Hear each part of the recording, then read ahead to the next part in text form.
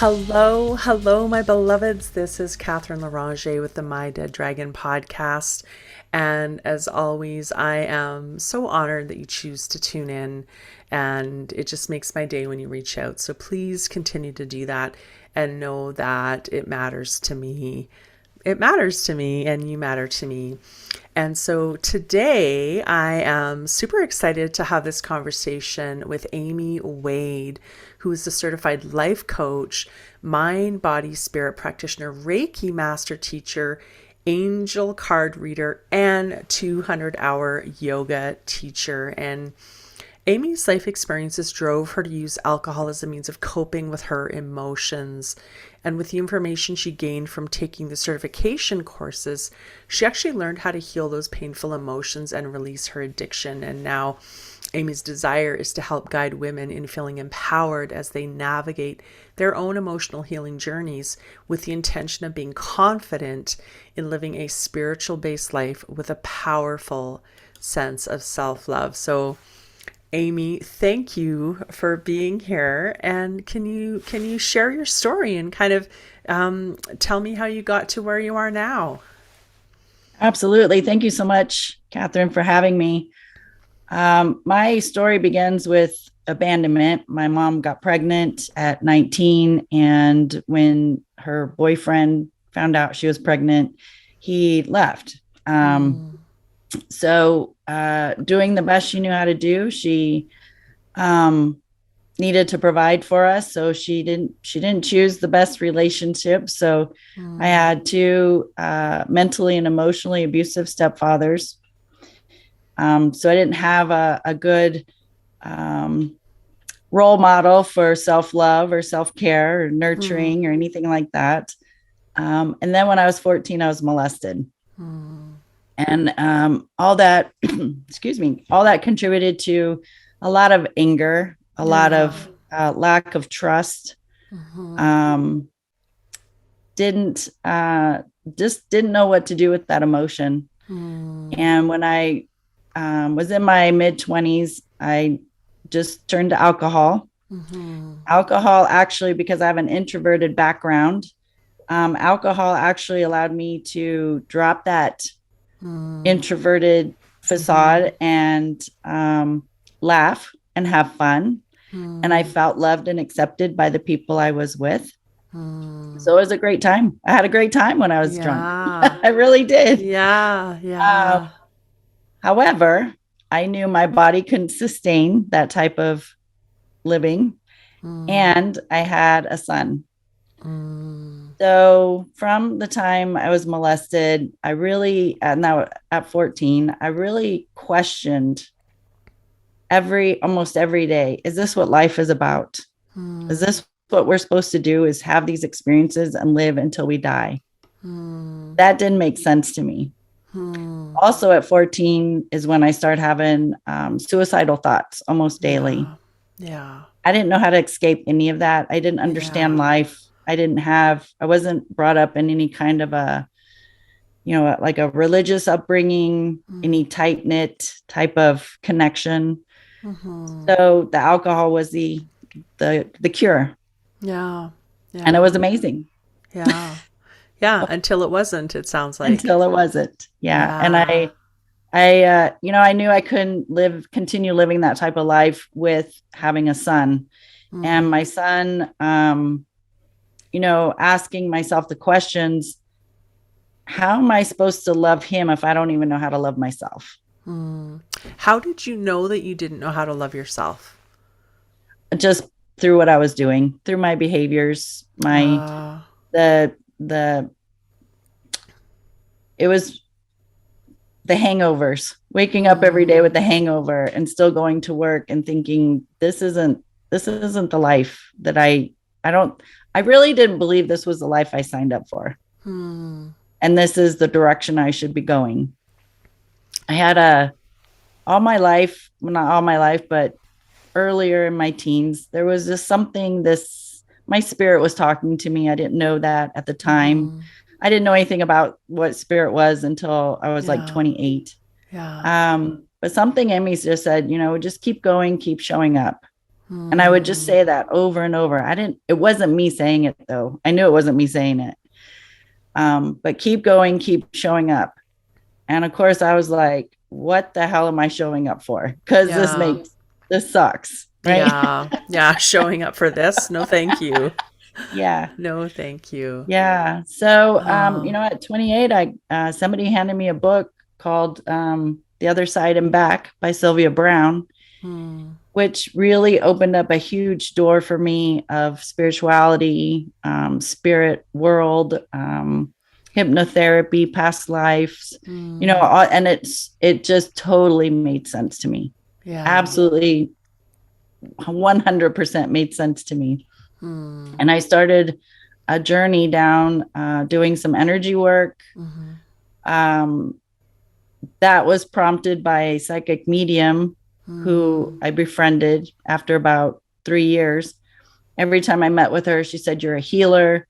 You need to be helping people." And I was like, no way. This is not Hmm. happening, especially as Hmm. somebody who's an introvert. Hmm. Um, I didn't want the responsibility of being in that energy of other people and telling them, um, you know, here's what's wrong with you and here's how we fix it, because I didn't know how to fix it. I didn't know how to fix me. So, Yeah. but after about 3 years, she really gave me a stern talking to and said, this is your calling. This is something you have to step into. Hmm. Um, and it started there. It started with energy work and being in people's energy, learning to read their energy, feel into it, being an empath. Like, these were things I had no clue whatsoever Hmm. what they were. So, just that journey of stepping out or stepping into a position to help others and learning at the same time, because I was growing as I was helping others. Hmm. um, and then after a few years of that, I realized, I being a coach, an emotional resiliency coach, would be awesome, because there were women of my generation or older. Hmm. We've put ourselves last. Everybody else Yeah. comes first. Yeah. Make sure everybody's taken care of. And then if there's time and you have enough energy, then you're going to do something nice for yourself. Yeah. And so it was And a how realization, often do you have the time and energy? right? Yeah. How often do I? Yeah. Well, then, right? How often do Yeah, we, when we kind of buy right, into that idea? right. And Yeah. the other thing that was very prominent to me was I was seeking the love from everybody outside of me. It was Hmm. my Hmm. biological father's responsibility to love me. It was those stepfathers' responsibility to love me. It was my mom to love me enough to keep us safe, right? There was Hmm. all these people that were supposed to love me that didn't. And through that journey, what I recognized and learned was I need to love myself. Hmm. It's nobody's job to love me. That's my job. Yeah. And how did you learn how to do that? How did you learn how to love yourself? That took some time. Yeah. I won't lie, it took a while. Louise Hay's book, "You Can Heal Your Life." She's the queen of affirmations, and her signature affirmation is, "Yep, absolutely. Yeah. Um, I love and accept myself exactly as I am." Hmm. And I looked in the mirror, because she highly suggests you look in the mirror and say that. Hmm. And it was the whole package I looked at. And I was like, I don't love Yeah. myself because of the choices I made, because I didn't use my voice and stand up. Hmm. I, allowed these people to do things to me. So it was, it wasn't, I couldn't believe it. I couldn't believe those words I was Yeah. saying.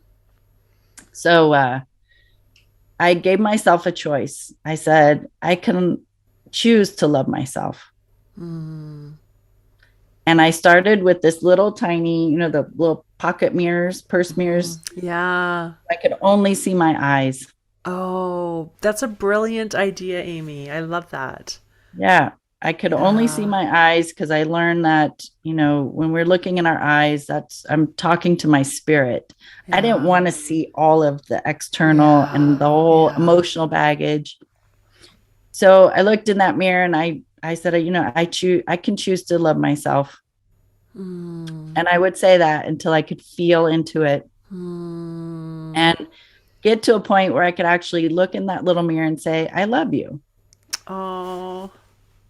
And then I would graduate to the makeup mirrors. So now I Mm. see my whole face. Mm-hmm. So this was a process. So it went from the makeup Yeah. mirror to the medicine cabinet mirror Yeah. to the mirror above the sink. Yeah. Right. So now I'm getting more of a visual and then a full length mirror. Wow. And then actually stand in front of that full length mirror naked and just say, I Wow. love you. So it was a quite the process for sure. How long did that take you? Oh, months. Yeah. And Yeah. I want to unpack that a bit, Amy, because I think that that's such a powerful strategy, and there's so much there, right? So when we start to do that mirror work and that affirmation work, and the affirmations over time, what it does is it actually starts to reprogram our subconscious mind, right? And everything's happening in the subconscious. So when we maybe start to do it and noticing, okay, I'm going to try it with the full mirror, we're going to notice what that response is, right? We're going to have a response, a reaction to that.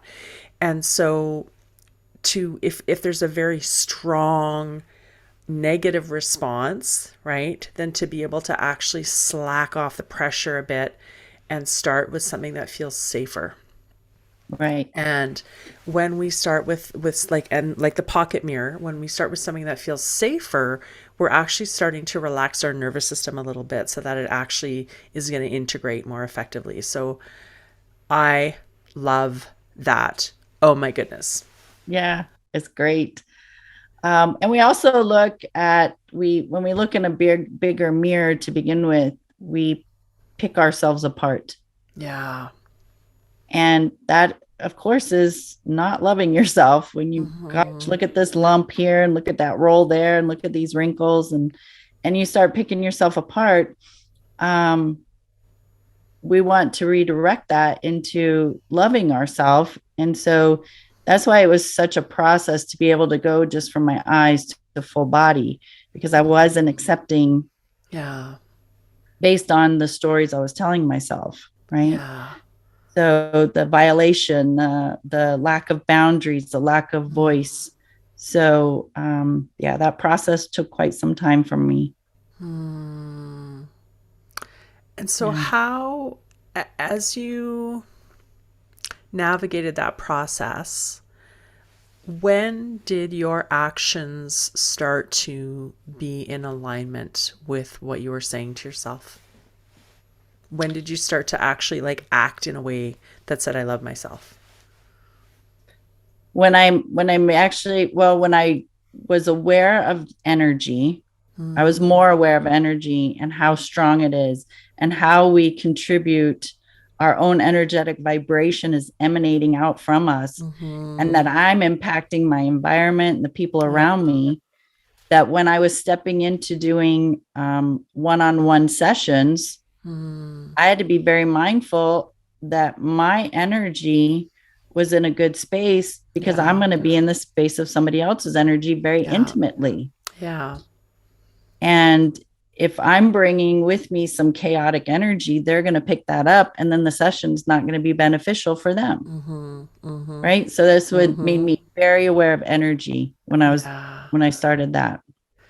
And so did you start, and yes, yes, yes to all of that, absolutely, 1,000,000%, right? That we, and especially when we're working in a coaching or supportive capacity or in groups, we actually start to get into like a resonance, an energetic resonance with each other. And so being really mindful of our own, and as a coach, and you're a coach as well, being really mindful of our own energy and our own energetic boundaries, and then also, what is it that we're modeling and or vibrating, right? What's the Yeah. vibration that we're putting out there, because people will pick up on that.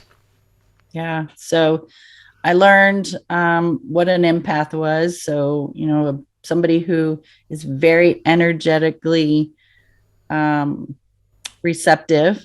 Mhm. And I didn't know this when I was very young. I come from a big family. So when we would all get together, I'd play for a while, I'd be around everybody, but then there would be a moment when I would go off by myself Mhm. for a few minutes and just be by myself. I didn't know what I was doing, Yeah. but now I know. I was just kind of regrouping, getting more grounded. And Yeah. then I would go back into the group of people. Yeah. So I, being an empath and learning to be an observer of energy and not an absorber. Ooh. Yeah. So I we love want that. to observe, and Yeah. that's an empath. So what I do is I call in Archangel Michael to surround me in a blue bubble of light Mhm. to help me maintain my energy, because that's what I'm responsible for. Mm. And to not absorb the energies of any entity seen or unseen, which means, my mom lives in Texas. I could, even though I'm not, that's the unseen. I'm not talking about the Mhm. crazy spirit, Yeah. right? So, Yeah. but we can still pick up on that too. But, getting wrapped up in the energy of drama of your family members or Yeah. friends that aren't immediately in your environment. Mm. So, as an empath and very sensitive to energy, I teach to do an inventory check of yourself before you Mm. step out into the energy of anybody in your home. Mm. So it's how are you doing mentally? What kind of stories are you telling yourself? Where's your mindset? How Mm. are you feeling emotionally? Are you in the lower vibrational emotions? Or are you feeling pretty good that day? How are you feeling physically? How does my physical body feel to me? Is there any Mm. aches or pains, discomforts? Like right now, I kind of got a scratchy throat, so I'm very Mhm. aware of that. Yeah. Um, and how am I doing spiritually? How's my spiritual connection today? Am I grounded? Am I grounded with the earth, with the heavens? Am I, Mm. um, you know, how's my energy? So that's, inventory those four topics, because when I step out of my home or out of a room into the people that are in the environment, so it could be my husband or the neighbor, if I go to the grocery store, I know how I'm doing, because I can sense. My main thing is sensing physical issues.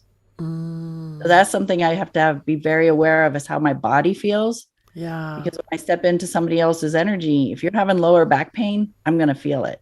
Mm. And so I've had that happen. I had to learn that when I started doing the energy work early in my Yeah. 30s.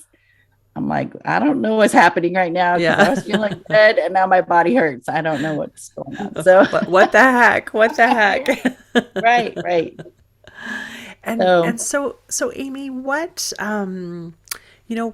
advice would you have for women who are starting out on that journey of really developing self-love, of learning, okay, well, what does feel good to me in the world? What would I love? What are my gifts? What are my talents? What would you suggest, or what would you offer to them in terms of some advice or strategies?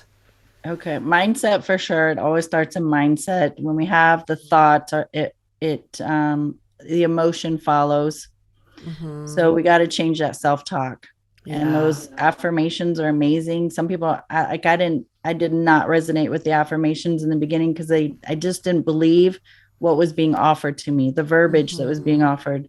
So that's where I took the words choose and allow, and Mm. I'll reframe the affirmation. So again, it gives me a choice. And Mm. then I want to choose what feels better, Mm-hmm. right? So I can Yeah. choose to love myself. Well, the opposite of that is I'm not going to love myself, and that doesn't feel good anymore. So Yeah. just a soften, a statement, affirmation, a mantra that you can say 300, 500, 1,000 times a day.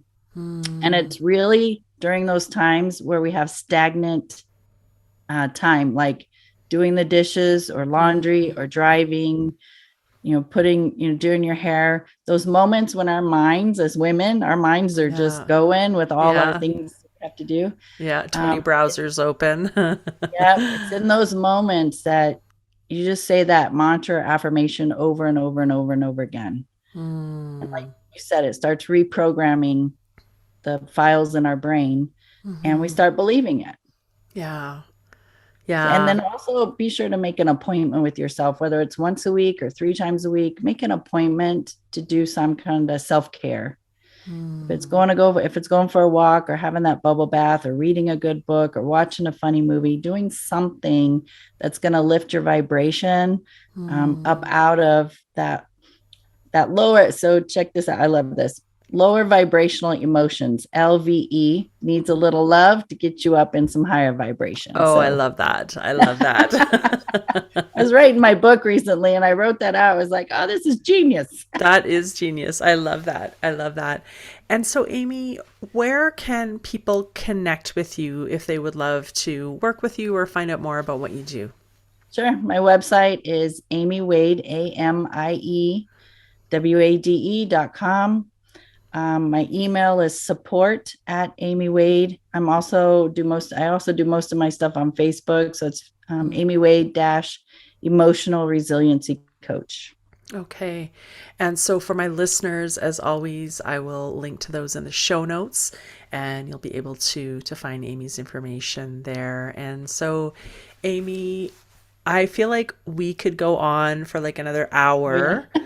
I'm like, oh, there's like so much of what you're sharing. I'm like, ooh, this and that and that and that. And so I want to thank you so much for sharing your story, for those really concrete strategies that my listeners can use right away. And so go out, get a mirror, say that affirmation, a little pocket mirror. Yeah, right. Like what feels good to you. And you can start that right here, right now. And so, Amie, thank you, thank you, thank you. Yeah. And to all my Thank you listeners, so much. yeah, yeah. And to all my listeners, thank you as always for tuning in. You know that I love you. I adore you. You are amazing. You are doing good things. You got this. And I believe in you.